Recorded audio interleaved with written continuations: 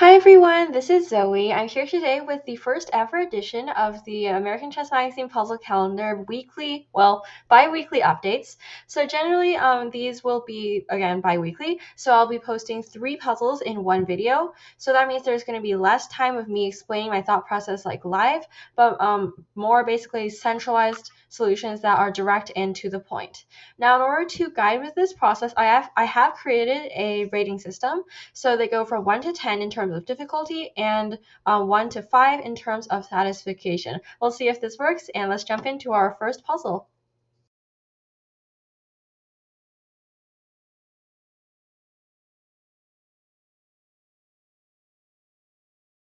This was the puzzle for Monday, February 13th. It was composed by Eric Prydnix in 1960. If you want to try to solve this position for yourself, then go ahead and pause the video here. As a reminder, all the puzzles in this series are white to move, mate in 2. Alright, so this puzzle, I'd say I'd rate it a 5 out of 10 in terms of difficulty and a 4 out of 5 in terms of satisfaction. So this puzzle was kind of confusing because there are a lot of things for white to potentially consider. I definitely consider e7 a lot with the idea of just promotion, but the problem is black can run away with king to d5, and white doesn't really have anything here because if takes, the king can run to a multitude of squares. So then I started coming up with the idea of what if I move my knight away and threaten maybe queen to d4. However, there was this problem that I kept running into, which is after the knight moves, even though if black takes queen g5 is checkmate, black can always move the d pawn, and then if the queen checks, then white loses control of defending the e6 pawn. So that was definitely a problem. It comes up in a lot of lines. No matter where the knight goes, basically black can play d5 and just have a pretty nice position. Knight to d6 was one way to potentially counter this idea, but then black could just play king to d5, running the king away, and there was nothing white could do. So I started considering, well, maybe king to e7, right? Because the idea is maybe bring your queen in check somewhere, the king gets closer and controls black's king from running away. But again, black can run king to d5. So then I started realizing that controlling the d5 square was really a key to this position. I had already looked at knight c3 and rejected it, but then what about knight to f6? Now, this does happen to be the right answer. It's definitely very funny looking, but the idea is now if takes, again, queen g5 checkmate. And the key is if d6 or d5, then white has knight to d7. Well, if d5, then white has knight to d7 checkmate because the knight is now able to give a check safely while the queen maintains control over the e6 pawn. And if black plays d6, then bishop to d4 is checkmate. The king has nowhere to run. The pawn blocked the king's escape route. Finally, if king takes f6, bishop d4 is also checkmate. So this puzzle was definitely pretty difficult because there were a lot of things to consider. However, it's like the options are, once you see the options, it's pretty simple to figure out why it doesn't work. So that's why I gave it a 5 out of 10 in terms of difficulty. Knight f6 is really a pretty move, and there's a lot of ways to give checkmate. There's like a whole variety of ways to give checkmate depending on what black plays. So that's why I gave this a satisfaction rating of 4 out of 5. So this was the puzzle for February 14th. It was composed by Werner Speckmann in 1940. As always, again, it's white to move, mate in 2. If you want to try to solve this puzzle, then go ahead and pause the video here. So this puzzle, I give it a 8 out of 10 in terms of difficulty and a 5 out of 5 in terms of satisfaction. I just Googled the word. Apparently it's not satisfaction, it's satisfaction. Anyway, so 5 out of 5 in terms of satisfaction. So this puzzle was quite difficult because even though black only has 3 really legal moves to try, it creates like a whole bunch of annoying resources that white has to kind of contend with. So first, the first thing I considered was just trying to make queen f8 checkmate work. The problem is obviously king to d5. So I tried many ways to get rid of the d5 square for black. The first I considered was obviously e4. The problem with this one is black plays e5 as a defense, and now if queen f8, the king can run to e6. I also consider bishop to b3 guarding the square, but the problem is after a king takes d7, white doesn't really have anything here. Finally, bishop c6 looks like a great improvement over bishop to b3, but the problem is again e5, and it's annoying how white just can't control this e6 square without with black.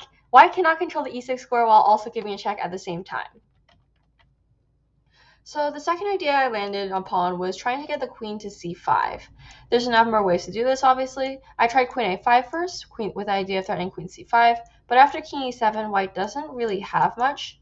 The immediate improvement of that idea was queen to c8, threatening queen c5, but the problem is even though king e7, queen f8 is checkmate, the problem is black can play e5, and white doesn't really have anything. Black creates another escape square.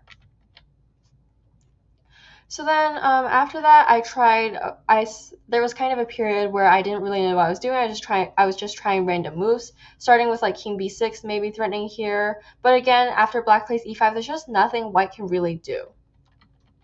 So I think it was pretty late in when I started considering other ideas, like maybe maneuvering my queen to e5, for example. I think I'm not exactly sure because it's been a day what move I consider next, but I know at one point I did land on the right answer, which is queen to h8. Now, the idea of this one is it stops king d5 running away because queen e5 is checkmate. Queen d4 is checkmate. It also stops the king from running to e7 because, again, queen f8 is checkmate. And finally, if e5, then white has queen takes e5 checkmate. So this one is like black, all these three running away moves, you have to consider them and try to find a way to stop all three at once, which was kind of difficult. And the final answer, queen h8, is just kind of surprising because you're moving your queen from one corner of the board to the other. That's why I gave this puzzle a difficulty rating of 8 out of 10. And of course, it's, again, so pretty with so many different mates possible. And it's just such a long distance move that you don't really expect. That's why I gave this a satisfaction rating of 5 out of 5.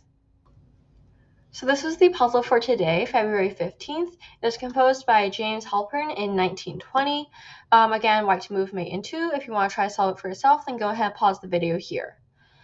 So honestly, I'm a very conservative person. I don't generally go to extreme values just because, but I have to give this puzzle a difficulty rating of 1 out of 10. However, the satisfaction is still 3.5 out of 5. So the reason I give this puzzle such a low difficulty rating is because there aren't really many moves to consider. Like, for example, c8 queen, the obvious one. After knight d8, white does not have mate in 1, and promote still is not mate in 1, so it doesn't meet the puzzle requirements. And then after that, I guess you can consider some king move, waiting move, but after knight d6, it's clear that white doesn't really have anything. Really, the second move that I considered after c8 queen was just c8 knight, and it happens that this move is correct, because black is in zugzwang. No matter what move they play, they end up getting mated. If this knight on f7 moves, then knight d6 is checkmate. The king cannot move, and if this knight moves, then the problem is white has knight f6 checkmate. So it is a really pretty mate, because you definitely wouldn't expect 2 knights and a pawn versus 2 knights to have a checkmate in 1. It's very pretty, so that's why I gave it satisfaction of 3.5 out of 5. But there really weren't many other alternative moves to consider and potentially fall into the trap of. That's why I gave this a difficulty rating of 1 out of 10. So I know this type of video is different from the normal American Chess Magazine puzzle calendar ones I was doing before, where it was more detailed, but I think this way it's more centralized. The information is all there right at once, instead of having to listen to me blather on for 5 minutes straight about finding a solution that I eventually get to.